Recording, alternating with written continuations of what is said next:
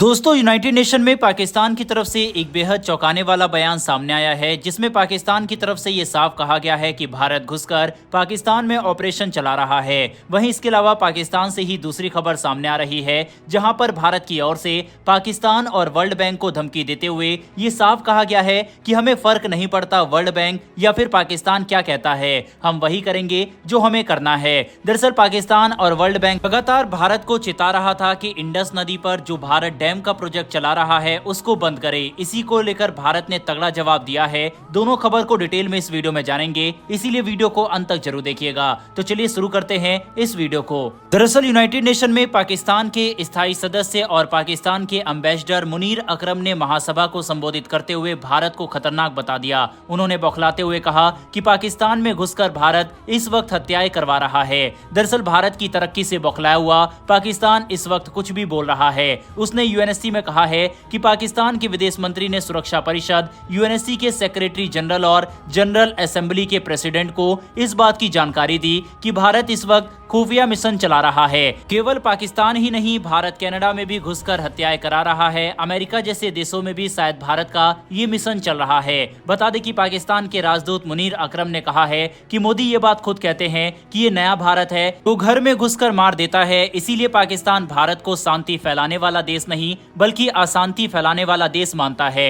भारत सुरक्षा नहीं बल्कि असुरक्षा प्रदान करता है। पाकिस्तानी राजदूत ने कहा है कि भारत विदेशी धरती पर आतंकवादियों को खत्म करने का काम कर रहा है। यही कारण है कि भारत को कभी भी यूएन का परमानेंट सदस्य देश नहीं बनाना चाहिए। अब पाकिस्तान के इस बयान से ये साफ पता लगता है कि किस तरह इस समय पाकिस्तान बौखलाया हुआ है और डरा हुआ महसूस कर रहा है। यूएन में पाकिस्तान के परमानेंट रिप्रेजेंटेटिव की तरफ से सामने आए इस बयान पर आपकी क्या राय है, कमेंट बॉक्स में बताइएगा। फिलहाल बढ़ते हैं पाकिस्तान से ही जुड़ी दूसरी खबर की तरफ। दरअसल पाकिस्तान को लेकर भारत ने फरवरी में एक बड़ा अपडेट दिया था। भारत ने रावी नदी में पाकिस्तान में जाने वाली पानी पर रोक लगा दी थी। बता दें कि भारत ने रंजीत सागर डैम पंजाब के शाहपुर कुंडी में बनाने का बात कही थी। पाकिस्तान ने इस पर रिएक्शन देते हुए कहा कि भारत वाटर टेररिज्म यानी कि पानी का आतंकवाद कर रहा है। लेकिन भारत की ओर से कहा गया कि इंडस वाटर ट्रीटी के तहत जो भी प्रावधान है उसी को देखते हुए भारत ने ये कदम उठाया है। भारत ने अपने अधिकारों का ही प्रयोग किया है। इसके अलावा दोस्तों अपडेट ये भी आई थी कि भारत ने जम्मू कश्मीर में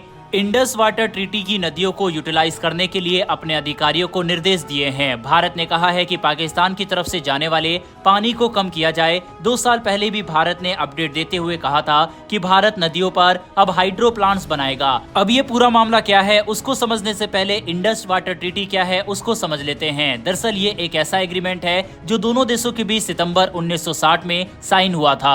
इस दौरान वेस्टर्न नदियां जो कि चेनाब, झेलम और सिंधु है उस पर मेन राइट पाकिस्तान का रखा गया, लेकिन भारत के पास लिमिटेड यूज करने के लिए अधिकार है, जैसे कि इरिगेशन, हाइड्रो प्लांट्स लगाना, डोमेस्टिक और नॉन कंजप्शन का यूज भारत में इसका कर सकता है। इसके अलावा ईस्टर्न नदियां सतलुज, व्यास और रावी नदी पर पूरी तरीके से भारत का अधिकार रहेगा। बता दें कि इंडस वाटर ट्रीटी को लेकर भारत और पाकिस्तान के बीच काफी समय से समस्याएं चल रही है। भारत ने साल 2023 में पाकिस्तान को इसको लेकर एक नोटिस भी भेजा था। भारत ने कहा था कि जो ट्रीटी को लेकर डिस्प्यूट चल रहा है उसको सुलझाने का समय आ गया है, हमको बैठकर इस बात को सुलझाना चाहिए। पाकिस्तान की तरफ से कहा गया कि भारत चेनाब और किशनगंगा नदियों पर हाइड्रो प्लांट बनवा रहा है और ये डिस्प्यूट का असली कारण है। हालांकि असल में भारत तो डिस्प्यूट को सुलझाना चाहता है। भारत ने कहा कि इस डिस्प्यूट को सुलझाने के लिए एक न्यूट्रल पार्टी को बैठना चाहिए और ये पार्टी वर्ल्ड बैंक नहीं होनी चाहिए। वहीं पाकिस्तान की ओर से कहा गया कि इस डिस्प्यूट को सुलझाने के लिए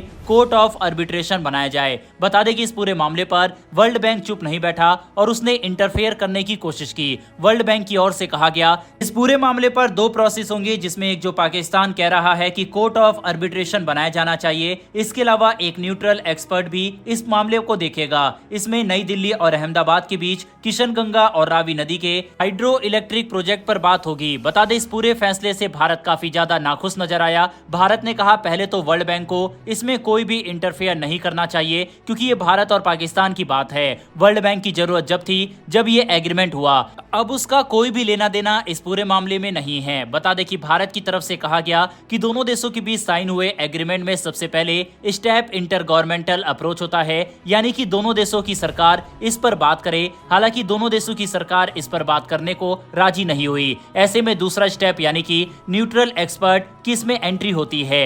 ऐसे में एक्सपर्ट की भी अगर राय पर दोनों देश सहमत नहीं होते तब जाकर कोर्ट ऑफ आर्बिट्रेशन की जरूरत पड़ती है। बता दें कि पाकिस्तान की तरफ से इस पूरे मामले पर 1 साल तक कोई भी अपडेट नहीं आया। इसके बाद भारत ने फरवरी के महीने में रावी नदी से पाकिस्तान की ओर जाने वाले पानी को रोकने का फैसला किया। इसके अलावा भारत के उप राष्ट्रीय सुरक्षा सलाहकार विक्रम मिस्री ने कहा कि स्पेशल टास्क की इसमें एक मीटिंग होगी जिसमें भारत के अधिकारियों को ये इंश्योर किया गया, कहा गया कि भारत हर उस स्टेप को उठाएगा जो उसके लिए जरूरी है और साथ ही भारत अपनी नदियों पर हाइड्रो प्लांट को बनवाएगा क्योंकि भारत के पास इसके सभी राइट्स मौजूद है। वहीं पर जिस तरह से पाकिस्तान इसमें नौटंकी कर रहा है, इस पूरे मामले पर एक्सपर्ट्स का मानना है कि भारत को पाकिस्तान से पूरी तरीके से इंडस वाटर ट्रीटी को बंद कर देना चाहिए। हालांकि कुछ एक्सपर्ट्स ने कहा है कि इंडस वाटर ट्रीटी को बंद कर देना ये ज्यादा कड़ा स्टेप होगा।